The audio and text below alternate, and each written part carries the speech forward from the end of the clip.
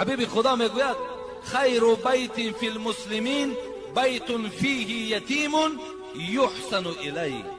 بهترین خانه حبیب خدا گفت همون خانه هست که در او یتیم بچه زندگی میکند و وی مثل فرزندهاش حقوق دارد، احترام دارد. در خانه بسیاری از شما یتیم ها وجود دارد، از پدر و مادر محروم شدن، چه از اولادتان باشد چه از یگان گویم که یتیم خانه گرفته تربیت دارین. حبیب خدا گفت خانه های شما بهترین خانه هست، با برکترین و با فیضترین خانه هست که در او خانه یتیم وجود دارد، لیکن مثل بچه و دخترهاش قدر و قیمت دارد، احترامش میکنند.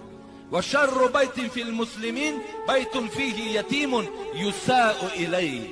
حبیب خدا گفت بدترین خانه همون خانه هست که در او خانه یتیم وجود دارد، لیکن همیشه عذاب دارد.